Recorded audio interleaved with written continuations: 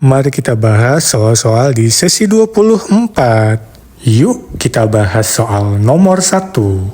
Bendera ini adalah bendera negaranya Finlandia. Warna biru melambangkan ribuan danau yang sangat banyak di Finlandia dan juga langitnya. Warna putih melambangkan salju yang menjadi ciri khas musim dingin yang panjang dan fenomena malam putih selama musim panas di Finlandia. Desain salib biru dengan latar belakang putih merupakan salib Nordik, yang juga ada di bendera negara-negara Nordik lainnya, melambangkan nilai-nilai budaya Skandinavia dan agama Kristen. Yuk kita bahas soal nomor 2. Sultan Syahrir lahir pada 5 Maret 1909 adalah seorang pemimpin revolusi Indonesia yang menjabat dari tahun 1945 hingga 1947. Syahrir lahir di Padang Panjang, Sumatera Barat. Ia adalah seorang intelektual, revolusioner, dan negarawan yang berperan penting dalam pergerakan nasional serta menjadi ketua delegasi Indonesia dalam perundingan Linggarjati untuk memperjuangkan pengakuan kedaulatan Indonesia di mata internasional, menjabat sebagai Perdana Menteri pertama Republik Indonesia dari 14 November 1945. Beliau merupakan tokoh penting di balik gerakan bawah tanah anti-fasis pada masa pendudukan Jepang dan mendesak proklamasi kemerdekaan Indonesia segera setelah Jepang menyerah, mendirikan Partai Sosialis Indonesia atau PSI pada tahun 1948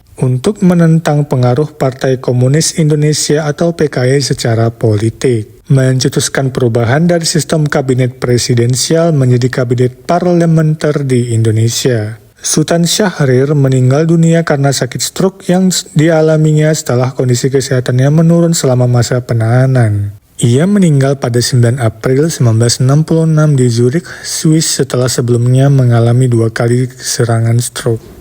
Yuk kita bahas soal nomor 3. Ini adalah lambang negaranya Denmark dengan 3 singa melambangkan kekuatan dan keagungan yang berasal dari penggunaan singa sebagai simbol kekuatan sejak abad ke-12. Di bawah Raja Valdemar I. 3 singa ini pertama kali muncul dalam lambang keluarga kerajaan dinasti Estridsson dan menjadi simbol Denmark secara keseluruhan yang mencerminkan kekuasaan monarki dan nasionalisme Denmark. Yuk kita bahas soal nomor 4. Capung bernapas menggunakan trakea. Udara masuk melalui lubang-lubang kecil di sisi tubuh yang disebut stigma, kemudian dialirkan ke pembuluh-pembuluh yang berhubungan dengan trakea untuk disebarkan ke seluruh tubuh. Ukuran trakea capung menyesuaikan dengan ukuran capung. Semakin besar ukuran capung, maka otomatis ukuran trakea juga semakin besar. Trakea pada hewan ini berbentuk seperti anyaman. Yuk kita bahas soal nomor 5.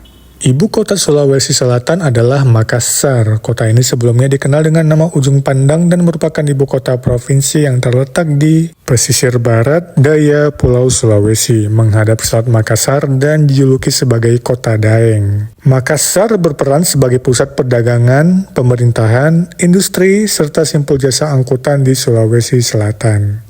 Yuk kita bahas soal nomor 6.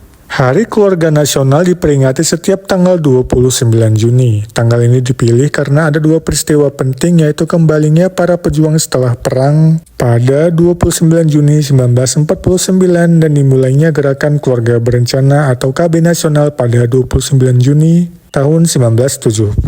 Setelah pengakuan kedaulatan dari Belanda pada 22 Juni 1949, para pejuang yang selamat kembali berkumpul dengan keluarga mereka pada 29 Juni 1949. Pada 29 Juni 1970, pemerintah meluncurkan gerakan KB Nasional untuk menekan angka kematian ibu dan bayi. Yuk kita bahas soal nomor 7. Alat musik tradisional Tahuri berasal dari Maluku. Alat musik ini terbuat dari cangkang kerang laut yang sudah dibersihkan dan dilubangi. Dimainkan dengan cara ditiup sehingga menghasilkan suara nyaring. Dahulu digunakan untuk memanggil masyarakat atau memberikan tanda bahaya. Alat musik ini juga digunakan dalam berbagai upacara adat, termasuk memanggil roh leluhur, mengiringi tarian tradisional seperti tari cakalele dan pertunjukan musik daerah lainnya.